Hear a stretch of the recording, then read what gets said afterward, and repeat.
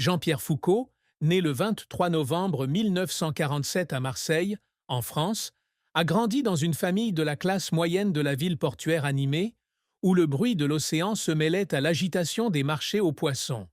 Sa vie, à l'âge de 78 ans en 2025, a été un long voyage rempli d'émissions de télévision à succès, de lumière vive sur le petit écran et de larmes silencieuses dans l'obscurité. Mais s'il devait choisir la plus grande tristesse, ce ne seraient pas les échecs dans sa carrière ou les difficultés de la vie, mais le décès de son père, Marcel Foucault, qui était non seulement un père, mais aussi un ami proche, qui lui a inculqué l'amour du métier et la patience dans ses premières années. Cette perte a laissé un vide incompressible dans son cœur, une douleur qu'il portait avec lui à travers chaque sourire et chaque mot qu'il prononçait en tant que présentateur. Cette tristesse a commencé dès les premiers jours de son enfance, lorsque Jean-Pierre a grandi dans une petite maison du quartier de la Joliette à Marseille. Marcel, un employé de banque à la personnalité calme mais chaleureuse, est le pilier de la famille, prenant toujours le temps de jouer et de raconter des histoires à Jean-Pierre et ses frères et sœurs après des heures de travail fatigantes. Sa mère, une juive polonaise, travaillait dur comme femme au foyer pour garder la maison remplie d'amour. Marcel emmenait souvent Jean-Pierre au port, lui montrait les grands navires et lui racontait les longs voyages dont il rêvait mais qu'il n'avait jamais fait.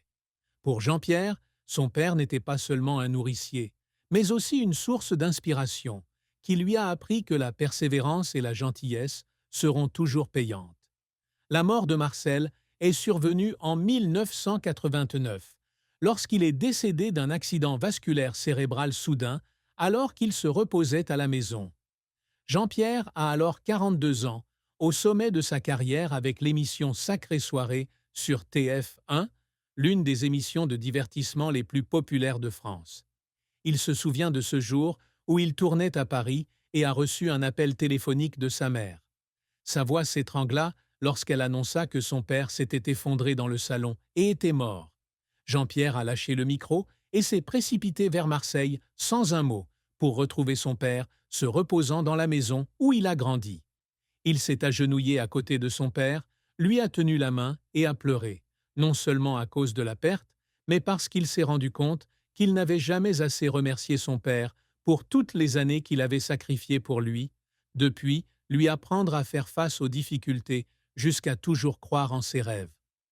Les jours suivants, Jean-Pierre tomba dans un profond silence. Il interrompit son travail, retourna dans sa vieille maison de Marseille, s'assit tranquillement à la table à manger, regarda la chaise vide de son père et sentit comme si son cœur était vide aussi. Il a un jour confié à sa compagne Evelyne Jarre qu'il aurait aimé passer plus de temps avec son père, qu'il avait laissé sa carrière l'emmener si loin qu'il n'avait pas eu le temps de lui parler une dernière fois. Le décès de Marcel a non seulement emporté un père, mais aussi une partie de l'âme de Jean-Pierre, celle sur laquelle il comptait toujours pour garder le moral dans les moments difficiles. Il avait l'habitude de pleurer chaque nuit dans sa chambre, serrant dans ses bras une photo de lui et de son père des années 70, sentant que sa voix résonnait encore quelque part, appelant son nom comme lorsqu'il était enfant. Cette tristesse n'est pas seulement la perte d'un être cher, mais un sentiment de culpabilité silencieux alors qu'il pense qu'il n'a pas suffisamment apprécié son père de son vivant, une blessure qu'il porte avec lui à travers chaque spectacle qui suit. La carrière de Jean-Pierre Foucault est un livre épais aux pages lumineuses et aux chapitres sombres, reflétant le parcours d'un jeune Marseillais pour devenir l'une des plus grandes icônes de la télévision française. Il entre dans l'industrie du divertissement à l'âge de 20 ans en rejoignant la station de radio RTL en 1966 en tant qu'annonceur. Avec sa voix grave, son style d'animation naturel et son charme naturel, il a rapidement fait forte impression dans les émissions de radio matinales. En 1971, il passe à la télévision avec les Jeux de 20 heures sur FR3, un petit pas, mais qui ouvre de grandes portes à sa carrière. Les années 80 et 90 furent l'âge d'or de Jean-Pierre.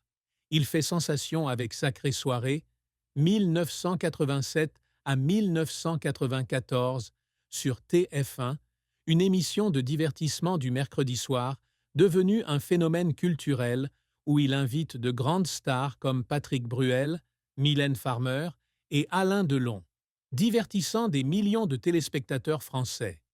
Le succès continue avec Qu'est-ce qui attire des millions de personnes 2000 à 2019, la version française de Qui veut gagner des millions où il a animé avec sang-froid et intelligence, transformant l'émission en l'un des jeux télévisés les plus populaires de l'histoire de la télévision française. Il a également été l'hôte de Miss France pendant 3 décennies, depuis 1995, devenant un visage incontournable de ce prestigieux concours de beauté. Avec plus de 50 ans d'expérience dans le milieu, il est connu comme le roi de la télévision française, un présentateur qui apporte proximité et chaleur au public. Cependant, la carrière de Jean-Pierre n'a pas toujours été rose. En 1996, il investit dans une nouvelle émission intitulée Soirée des légendes, espérant créer une émission d'interview unique qui rendrait hommage à des figures françaises légendaires. Il a mis tout son cœur, toute son âme et une partie de ses économies dans la production. Mais le spectacle a échoué lamentablement parce qu'il n'a pas réussi à attirer un public, a été critiqué pour être peu créatif et ne pas maintenir sa forme. Il se souvient d'être assis dans un studio vide après sa dernière émission, en pleurs parce qu'il avait le sentiment d'avoir déçu son père, qui avait toujours cru qu'il pouvait tout faire. Il pensait autrefois qu'avec son expérience et sa réputation, il pourrait faire des miracles, mais la réalité a porté un coup dur à sa croyance. Un autre revers survient en 2005, lorsqu'il joue dans Zone interdite, un documentaire qui, espérait-il, apporterait un regard neuf sur son image. Mais le public n'était pas habitué à le voir dans des rôles sérieux, et il a même pleuré dans les coulisses après le tournage, sentant qu'il avait perdu le lien avec le public qu'il avait toujours chéri. Mais Jean-Pierre n'a pas baissé les bras. Il fait un retour en force avec le plus grand cabaret du monde, avec Patrick Sébastien, en 2008, et continue d'animer Quel gagnant de millions, avec un professionnalisme intact. Les larmes qu'il a versées à cause de l'échec sont devenues la motivation qui l'a poussé à se lever et à continuer à contribuer avec la résilience qu'il a apprise de son père. Jean-Pierre Foucault a toujours eu de grandes aspirations et de grandes réalisations qu'il s'est constamment efforcé d'atteindre, même si à 78 ans, il aurait pu se reposer au sommet de la gloire. L'un de ses plus grands objectifs est de laisser un héritage à la télévision française, non seulement à travers ses émissions, mais aussi en inspirant la jeune génération. Il a déclaré dans une interview en 2020 qu'il souhaitait que les jeunes animateurs le regardent et voient que la sincérité et la passion sont les clés de la survie dans l'industrie. Pour y parvenir, il a participé à des ateliers à Marseille, partagé ses expériences avec des étudiants en communication et publié le livre Le métier de mes rêves, 2021, qui raconte son parcours de garçon marseillais à icône de la télévision. De plus, il aspire à construire un centre de télévision à Marseille, sa ville natale, pour soutenir les jeunes talents qui n'ont pas les conditions pour assouvir leur passion. Il a commencé à lever des fonds en 2015 et, en 2025, le projet était presque terminé et s'appelait Foucault Media Haven. Il rêve que ce centre soit un lieu où l'on puisse nourrir de nouveaux Jean-Pierre Foucault, porter son esprit et continuer à répandre la joie auprès du public. Un jour, il s'est assis seul dans son bureau, regardant les plans du centre et pleurant, non pas parce qu'il était fatigué, mais parce qu'il avait le sentiment de remercier son père, qui avait toujours cru en lui.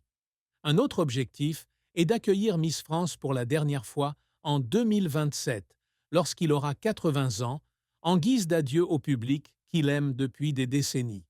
Jean-Pierre a pleuré à l'idée de quitter la télévision, non pas parce qu'il avait peur, mais parce qu'il savait que ce serait sa façon de dire merci à son père, à sa famille et aux millions de personnes qui l'avaient suivi pendant plus de 50 ans. Ses réalisations ne sont pas seulement des rêves personnels, mais une façon pour lui de transformer la tristesse en force, laissant une marque durable dans le cœur du public français. En amour et en mariage, Jean-Pierre Foucault était un homme dévoué, au cœur chaleureux, mais aussi confronté à une profonde tristesse. Il n'est pas officiellement marié à Evelyne Jarre, mais ils vivent comme un vrai couple depuis les années 2000, après s'être rencontrés lors d'un événement caritatif à Paris. Evelyne, une journaliste à la beauté élégante et à la personnalité douce, lui a apporté la paix après des années de carrière bien remplies. Avant Evelyne, Jean-Pierre a eu une relation à long terme avec la mère de sa fille, Virginia Foucault, née en 1971.